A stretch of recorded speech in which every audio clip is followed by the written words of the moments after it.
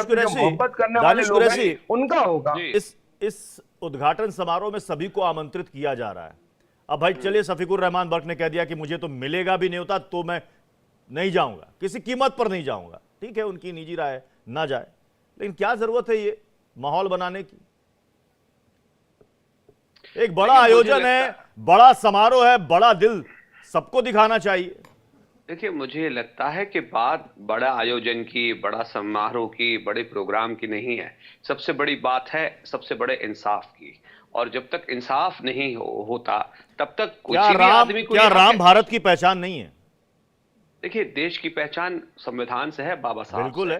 बाकी तमाम पहचानें उसके बाद हैं। क्योंकि अगर भारत में संविधान न होता तो सुन लीजिए, आज आप भी किसी वर्ण में बैठे होते, मैं भी किसी वर्ण में बैठा होता, उन्हीं जालिमों के हाथ में। क्योंकि आकर संविधान ने हमने ये सत्ता दी कि हमने इंसान को समझा, इंसान को इंसान माना, इंसान को इंसाफ देने की बात कही, इंसान को इंसाफ करने की बात कही। अगर आप एक मिनट के लिए फर्ज कर लीजिए कि सिर्फ देश में संविधान ना होता, देश में सिर्फ बाबा साहब ना होते, तो क्या होता? क्या आप चैनल पे बैठ के बात कर सकते थे? क्या मैं डिबेट पे बैठ के काउंटर क्वेश्चन कर सकता था? नहीं कर सकते थे। इन चीजों के लिए सबसे बड़ी देन जो अगर कोई है तो हमारे लिए बाबा साहब आंबेडकर है। अगर बाबा साहब आंबेडकर ने संविधान ना दिया होता तो ये पूरा स्ट्रक्चर ना होता, उसी संविधान ने तो दानिश भाई ये मंदिर अब दिया है।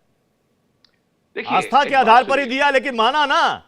हिंदुओं, करोड़ों हिंदुओं की आस्था है। अगर वो मानते हैं, और इतनी लंबी कानूनी बहस के बाद यह फैसला आया कि हां, हिंदुओं की आस्था के मुताबिक यह राम का जन्म स्थान है, तो वहां मंदिर बन रहा है, तो यह बड़ी बात है। पूरी दुनिया देख रही है, देश नहीं देख रहा, दुनिया देख रही है।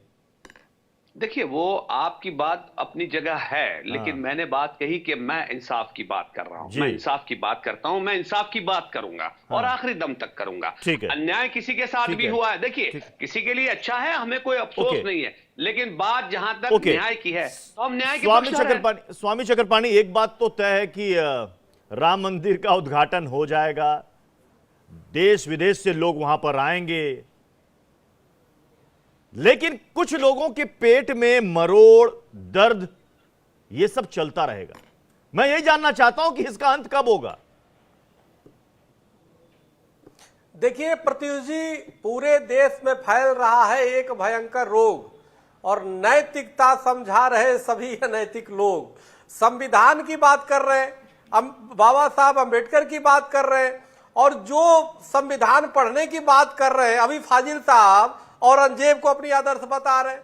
तो ये औरंगजेब और बाबर को और मीर बाकी जिसने हिंदुओं पे अत्याचार किया, उसको अपना आदर्श मान रहे हैं। ये लोग उसको आदर्श मान रहे हैं। बताइए, जिन्होंने हमारे देश की अस्मिता को चोट पहुंचाई, अरे सुनो बोलने दो, जिसने हमारे देश की अस्मिता को चोट पहुंचाई, उसको ये आदर्श मान रहे हैं और बात कर रहे इधर उधर की। अरे भाई, आप संविधान और बाबा साहब की बातें ना करो, आपके मुंह से शोभा नहीं देती। एक तरफ आपके आदर्श औरंगजेब है, जिसने हिंदुओं की, जिन मुगलों ने हिंदुओं की मंदिरों को तोड़ा, वो आपके आदर्श है। लुटेरे चोर डकैत आपके आदर्श है। ये आपकी वो है, लुटेर चोर डकैत आपके आदर्श है। जो विदेशी आक्रांता लुटेर चोर थे, जो लुटेरे थे, चोर थे, लूटने आए थे, वो आपके आदर्श है। आपने तो संविधान पढ़ा है भाई, आपने तो संविधान पढ़ा है, फिर भी लुटेरे चोरों का समर्थन कर रहे हो आप बैठ करके, और लुटेरों चोरों के समर्थन करके हिंदुओं को आहत कर रहे हो, और हिंदुओं की भावना आहत कर रहे हो।